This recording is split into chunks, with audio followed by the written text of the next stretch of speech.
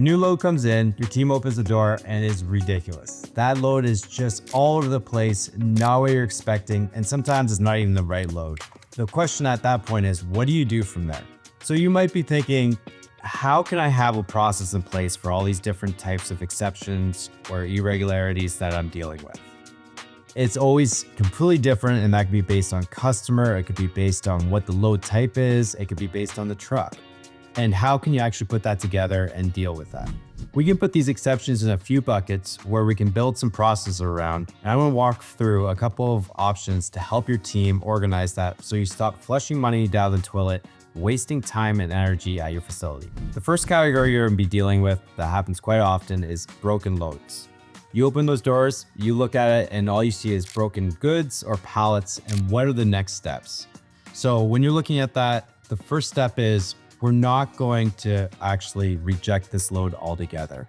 What it is we need to document that and unload it and put it away. But the thing is, if your team's not documenting every load that's coming in, and that's the goods on the load itself, this is a time to start looking at doing that. But on top of that, you need your QC or checklists to be involved. When your personnel is going into that truck, looking at what's on it, they should also be documenting if there is any damages, what that is, writing that down, adding pictures, and that should be part of the process of receiving or shipping at your facility. So making sure that you have a clipboard, check that off as they're doing it, or using a piece of software that can have all their checklists and their non-compliance all into one place so that it's easily accessible, but also you can send it off to the customer or client really easy.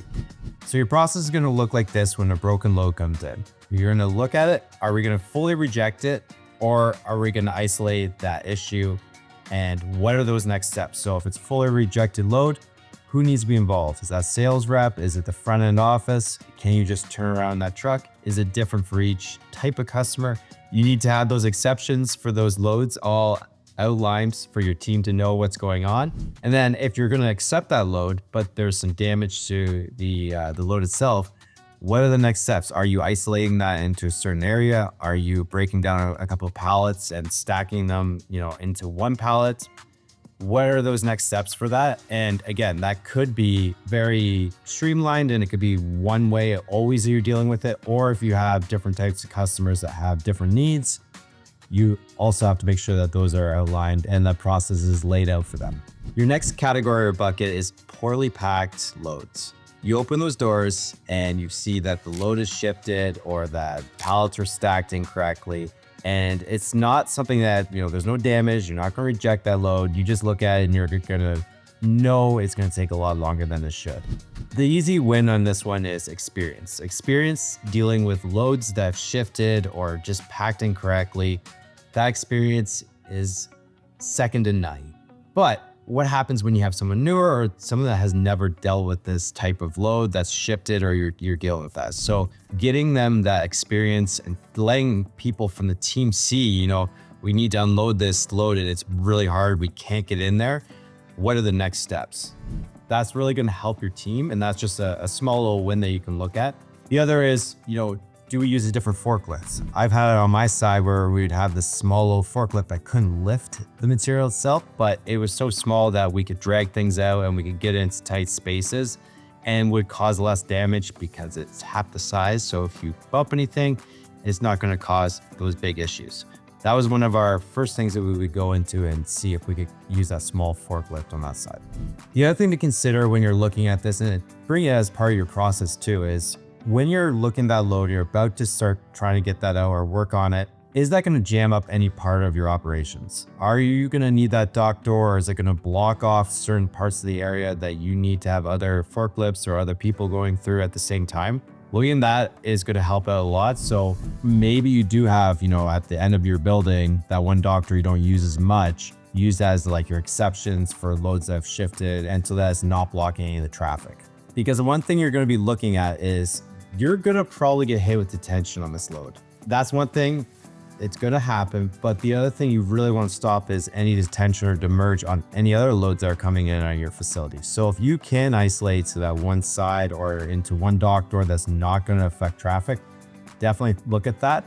But the big thing you should be focusing in on these loads that have shifted is take that extra second 5 minutes, 10 minutes, whatever that is, and start thinking about how you're going to attack this. Don't allow your team just to go in there with brute force and try to force their way through this, because you're going to end up with damage to the trailer. You're going to have damage to the floor. You could damage forklifts.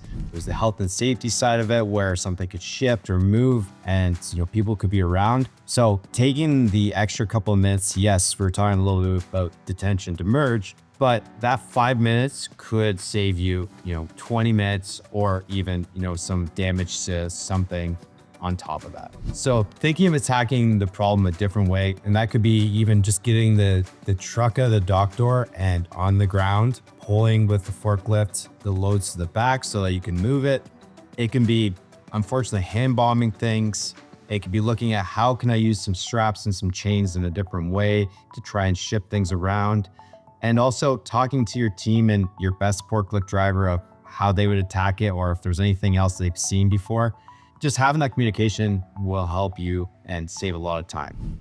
Your process should look something like this. You should know exactly where that load is going to go. Are you putting it to the side of the facility?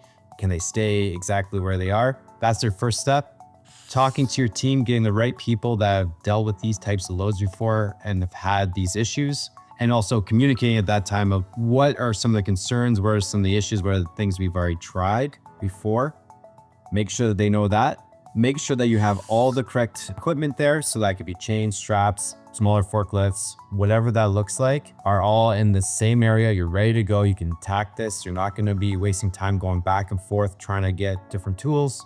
And the last part is having the correct personnel there. They've been trained up on these situations. They've seen these types of situations in the past, and they understand the types of things they have to do it safely and quickly and efficiently and get that load out of there.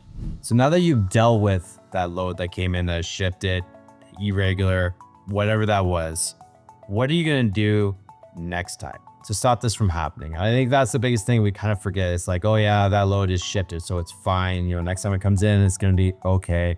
And then it comes in again, it's the same type of thing because they're not packing it right. They're not putting blocking in, whatever they need to do on that side. So your team needs to start thinking of what the process is to hold these customers, carriers, whoever, accountable on that side of things. So here's some things that have helped me in these scenarios. First thing is communication.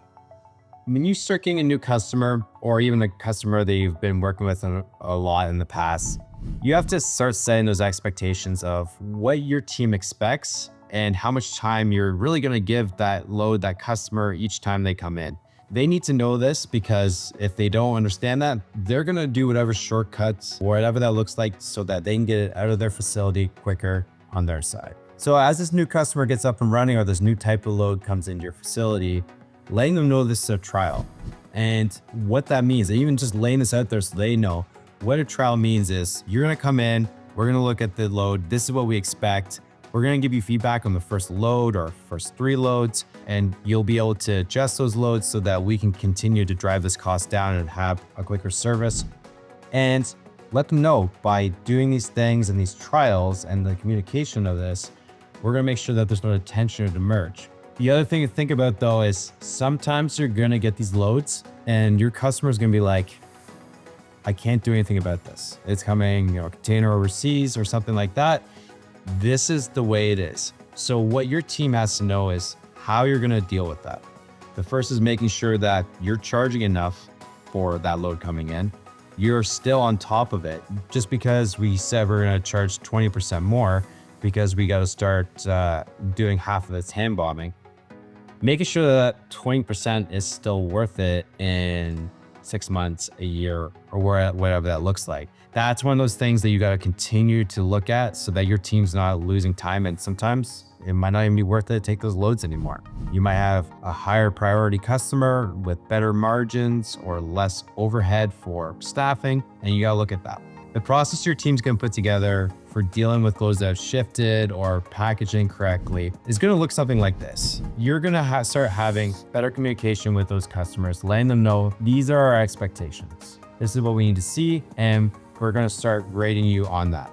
Looking at how you can do scorecarding on your customers as they come in. And this is like the load. Is there damage like from before, or is the load shifted? Having that scorecard and keeping on top of that maybe monthly, maybe semi-annually, whatever that looks like for your team, and make sure that you hold them accountable.